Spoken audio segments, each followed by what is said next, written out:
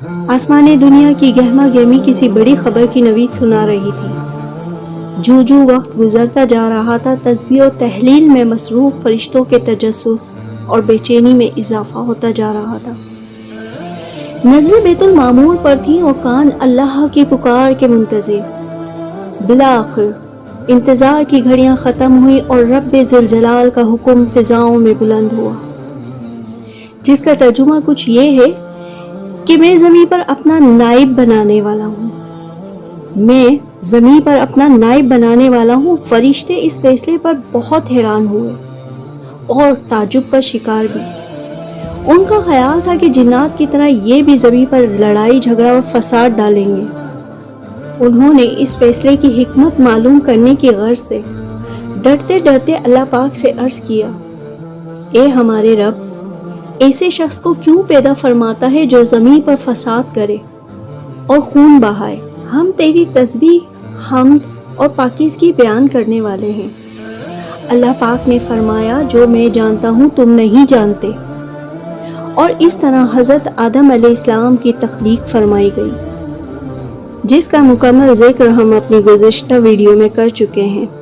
جب حضرت آدم علیہ السلام کی تخلیق ہو چکی تو وہ آزادی سے جنت میں رہنے لگے، مگر کچھ عرصے بعد انہیں اپنی تنہائی کا احساس ہوا۔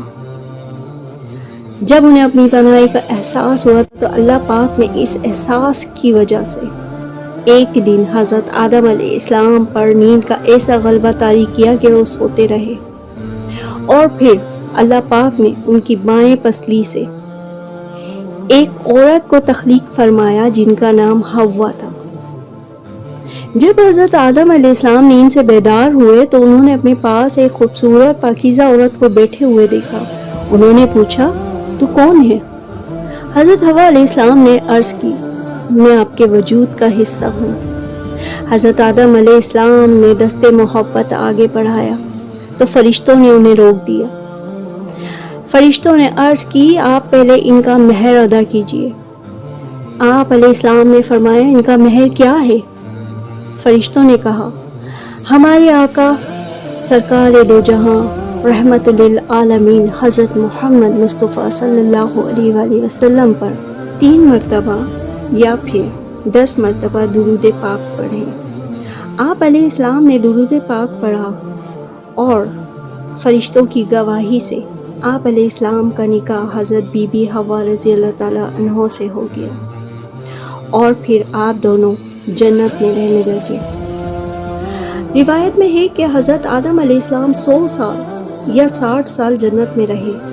اس عرصے میں دونوں پر جنت کے کسی بھی حصے میں جانے پر پابندی نہ تھی سوائے ایک شجر ممنوعہ کے۔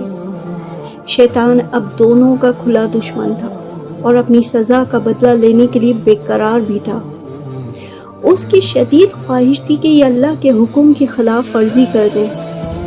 پھر شیطان نے ان دونوں کے دلوں میں وسوسہ ڈالا تاکہ وہ اللہ کی نظروں میں دونوں کو گرا سکے۔ شیطان نے ان کے دلوں میں وسوسہ ڈالا کہ تمہارے رب نے تم دونوں کو اس درخت سے اس لیے منع فرمایا ہے کہ کہیں یہ پھل کھا کر تم دونوں فرشتے نہ ہو جاؤ، یا کہیں ہمیشہ زندہ رہنے والوں میں سے نہ ہو جاؤ۔ شیطان کی ان باتوں نے حضرت حوا علیہ السلام کو سوچنے پر مجبور کر دیا، اور پھر شیطان کی مسلسل سازشیں رنگ لے آئیں۔ اس نے حضرت حوا علیہ السلام کو پھل کھانے پر راضی کر لیا۔ ایک دن حضرت حوا نے حضرت آدم علیہ السلام سے کہا کہ ہم اس شجر ممنوعہ کا ذرا سا حصہ کھا کر تو دیکھیں، آخر وہ کیا راز ہے جو اللہ نے اسے کھانے سے منع فرمایا ہے۔ پہلے تو حضرت آدم علیہ السلام اس کے لیے قطعی طور پر تیار نہ ہوئے، لیکن پھر حضرت حوا علیہ السلام کے مسلسل اصرار پر وہ بھی راضی ہو گئے، اور پھر دونوں نے اس پھل کو کھانے کا ارادہ کیا۔ ابھی مکمل طور پر اس پھل کو چکھا بھی نہ تھا کہ ان دونوں کے جسم ایک دوسرے پر عیاں ہونے لگے، جس پر دونوں بدحواسی اور پریشانی کے عالم میں جنت کے درختوں کے پتے توڑ توڑ کر اپنے جسموں کو چھپانے لگے۔ اسی ٹائم اسی وقت اللہ پاک کی آواز گونجی۔ اللہ پاک نے فرمایا، کیا میں نے تمہیں منع نہیں کیا تھا؟ کیا میں نے تمہیں منع نہیں کیا تھا کہ اس درخت کا پھل نہ کھانا اور شیطان کے ورغلانے میں مت آنا، وہ تمہارا کھلا دشمن ہے۔ دونوں نے جب اللہ پاک کی پکار سنی تو مارے خوف الہی کانپ اٹھے، نہایت لاچارگی اور عاجزی سے اپنی خطا پر نادم و شرمندہ ہوتے ہوئے بارگاہ الہی میں عرض کی، اے ہمارے رب، ہم دونوں سے بہت بڑی خطا ہو گئی ہے، اگر آپ نے ہم پر رحم نہ کیا اور معاف نہ کیا تو ہم برباد ہو جائیں گے۔ حق تعالیٰ نے فرمایا کہ اب تم دونوں ایک خاص مدت تک زمین پر رہو گے، جہاں تم ایک دوسرے کے دشمن ہوگے اور وہاں ہی مرنا ہے اور اسی میں سے پھر پیدا ہونا ہے۔ چنانچہ دونوں کو زمین کی طرف روانہ کر دیا گیا۔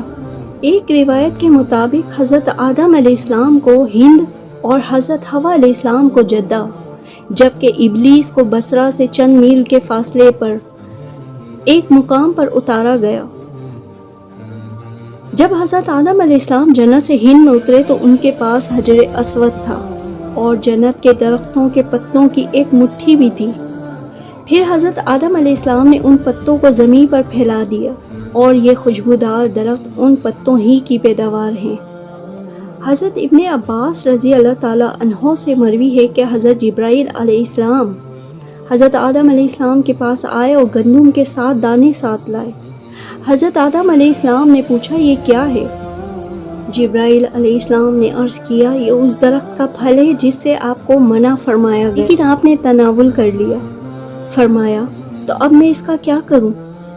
عرض کیا، ان کو زمین پر بو دیجئے۔ حضرت آدم علیہ السلام نے بو دیے اور وہ دانے وزن میں ان دنیا کے دانوں سے 1,00,000 درجے زیادہ تھے۔